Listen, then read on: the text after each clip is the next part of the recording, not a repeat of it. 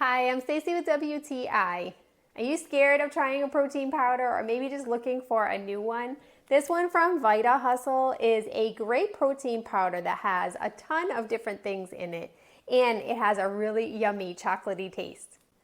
This bag is 1.5 pounds and you get a scoop that comes with it. They do recommend 2 scoops, but I've found even with just one that I definitely feel really full after drinking this powder.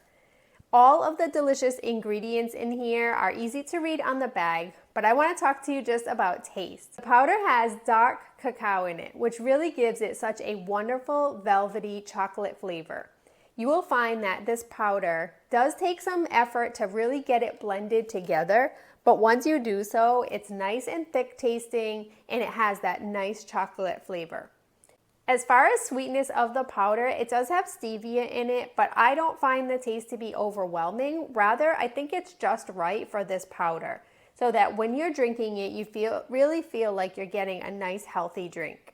I've used the powder with water and also with milk and added it to my smoothies, and honestly, I like it all 3 ways. So I really find that using this powder has been a really good experience and I would recommend it. But that's just my point of view.